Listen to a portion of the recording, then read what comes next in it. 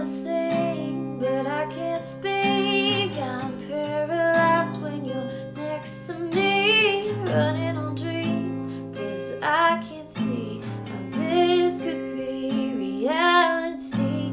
You're holding me close, but I don't know. Do I let you in? Do I let it show? All of my fears and all of these ghosts. All right, happy Tuesday. Welcome back to another episode of Lionheart Radio with your host, Rick Alexander. Again, thanks to everybody that shares this message. If you guys would go to iTunes and give us a 5-star review, it would mean the world to me, just so that we can climb the rankings, get the message out to more people. And then, of course, if you want to interact with me directly, Instagram is the best way to do that, at Rick Alexander _ or at Lionheart Radio. Also, intro music is always provided by Brittany Taylor, and she's at Brittany Taylor on Instagram. Today, what I want to do is talk to you about when your dreams die. I find it odd that in the motivational space or the personal development space, we always talk about going after what we want, but rarely do we talk about how to deal and how to process what we're going through when what we want just does not come to pass. Because it's very possible that what you want in this life isn't going to work out. And I want to add some context and some perspective to the way that you think about things so that you can just have some more peace with that process. Because the first thing to consider is that you only have the capability to decide based on what you know right now. So let's talk about what that means a little bit. So as you're growing up, you formulate all of these ideas and dreams about what you want and what you want your life to be. And that's where our dreams sort of start to take flight. But when you're developing your dreams, you're developing them based on the world as you know it. And what you understand to be true, the more that you learn, the more you realize about what you don't actually know. And so sometimes we develop our dreams when we're very much still just developing ourselves in the world. And so for that reason alone, it's not reasonable to believe that you would have everything figured out enough to give yourself the best semblance of a dream. Now, that's not always the case, but a lot of times it definitely is. You know, the average number of the times that a person gets married in America right now is 2.5. And the reason it's 2.5 is because people don't know themselves until they're about 30 or into their mid-30s. Because you're just changing. And so sometimes you hitch your wagon to somebody and you both grow in different directions, and then you find that it's time to make a shift. And that happens with every single aspect of our lives. Except we tend to cling to the things that we decide that we want in our formative years. And sometimes we just pigeonhole ourselves in one area because we've wanted what we've wanted for so long that to let it go is just too uncomfortable. And so sometimes we just continue to cling, like we'll stay in a relationship that's not working, or we'll stay in a job that's no longer fulfilling. And we just sort of will continue to work toward a dream that we had when we were actually a different person. And so sometimes our dreams die because as we grow into different people, our dreams evolve with them. And, you know, sometimes this is when the universe will come along and just tear something from you that's not actually meant for you.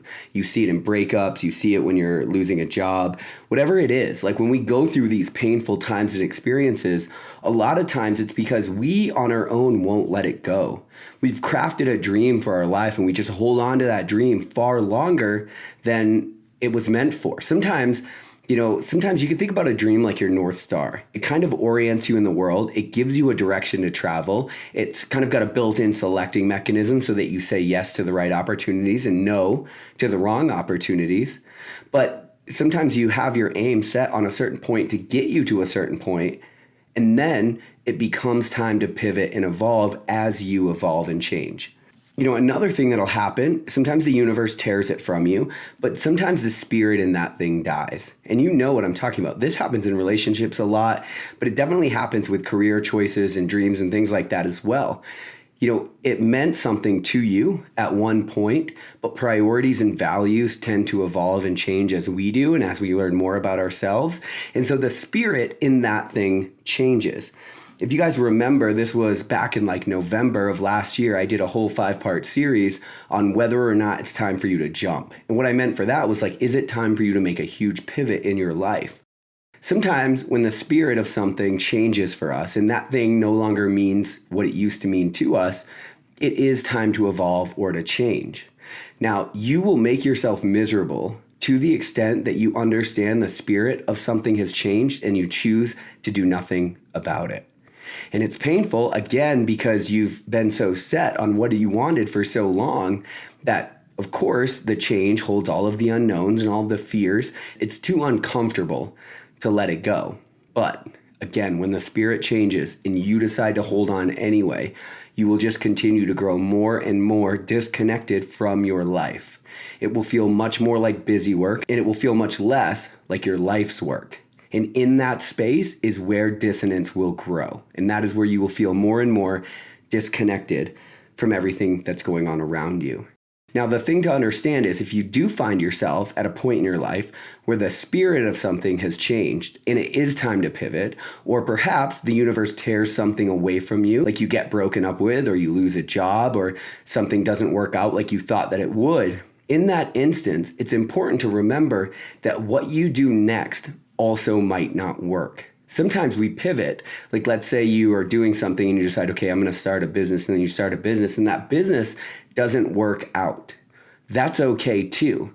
See, in that time, what we want to do is cower and go back to what's safe. It's kind of like that Steve Prefontaine quote. He said, "Don't let fatigue make a coward of you." Now, of course, he was talking about running and physical endeavors, but think about that in your professional life as well. Where has fatigue caused you to be a less version of yourself? Where have you been fatigued by the monotony and the failure and the things that don't work out? And so you just start to lose your sense of what it is you want, and you start not standing up when you know that you should, and you start not going after opportunities that you know that you should. You could never cower from what you want. Sometimes when you pivot and things don't work out, you just got to pivot again. That's life. It's a process. There's nowhere to get. And so you have to iterate along the way in order to ensure that you're still moving and you can stay above like turbulence, right? Because it's when you stop moving, when you become stagnant, that you really start to lose your identity and you really start to allow life to kind of pull you apart. And that's when it feels like you're tearing apart at the seams. You got to know what your next North Star is. And if you don't know, then you set that on your values. You'll never go wrong by living in accordance with your own value system. But all of this is important because when you finally do come to understand what you want out of this life, you'll understand that you needed every single one of the lessons along the way, no matter how painful those lessons were. And so to some degree, you really do have to just relax and trust the universe. And I wish that there were a better way to tell you that you just have to trust the process. But the reality is, because of your finite processing power, because this whole thing is just an experience, you have to let go of your attachment to an outcome. This is how you be okay when dreams die. Like, the only thing that you actually can control in this life is yourself and the way that you show up in the world. Everything beyond that is out of your control. And so you never know when the universe is sort of ushering you in to a bigger existence. Sometimes your dreams die because they just weren't big enough, because you have the opportunity to impact more people or to grow in a different direction and raise the frequency of your own vibration in your own life. Like, these are things that happen. You can't hold on too strongly to the outcome you wanted, because if you do, you might set yourself up for missing what you were actually slated for in this life. And if you don't believe in that, then maybe you're just missing what your life could actually be, what you could actually make it. I think to some degree, a lot of our anxiety and a lot of our problems come from the fact that we don't have the ability to just trust in the universe.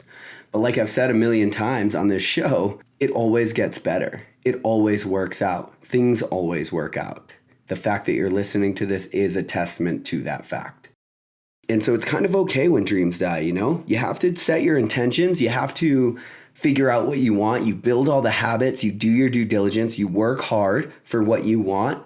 But you have to give yourself the space to basically ditch it all if you feel or if you come to understand that your soul is being called in a different direction.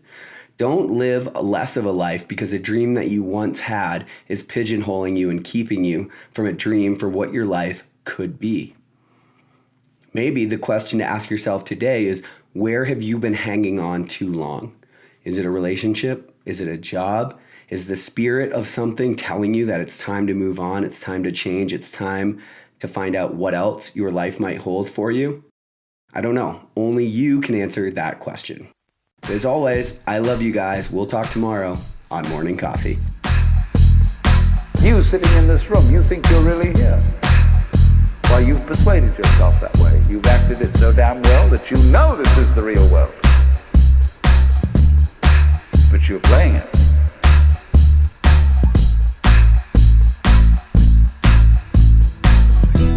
We haven't realized that life and death, black and white, good and evil, being and non-being,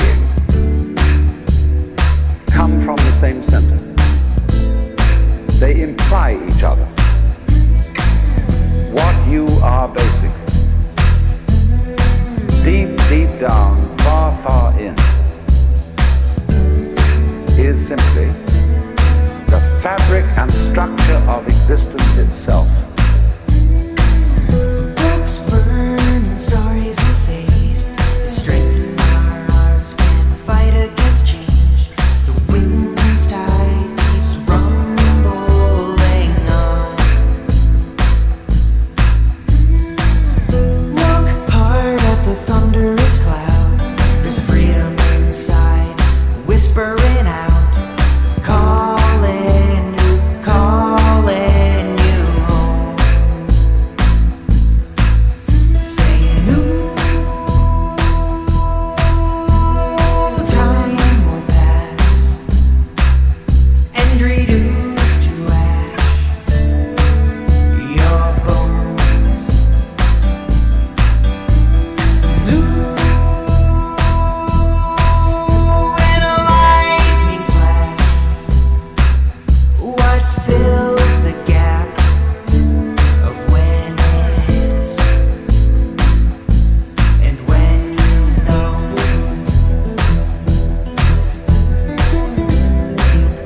What exists, reality itself, is gorgeous. It is the plenum, the fullness of total joy. Facts hold your feet to the ground.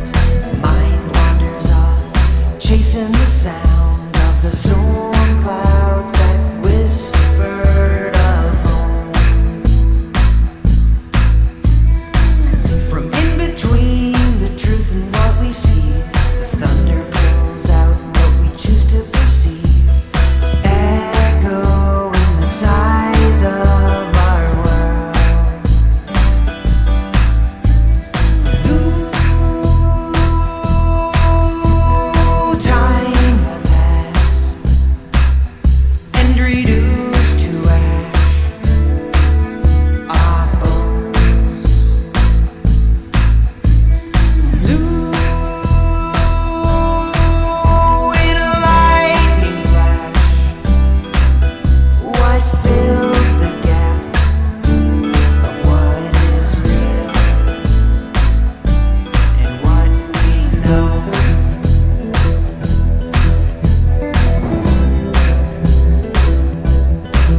There's no point just in sustaining bliss. Let's suppose that you were able every night to dream any dream you wanted to dream. And that you could, for example, have the power within one night to dream 75 years of time. And you would naturally, as you began on this adventure of dreams, you would fulfill all your wishes. You would have every kind of pleasure you could conceive. And after several nights of 75 years of total pleasure each, you would say, now let's have a surprise. Let's have a dream which isn't under control. You would get more and more adventurous, and you would make further and further out gambles as to what you would dream. And finally, you would dream where you are now.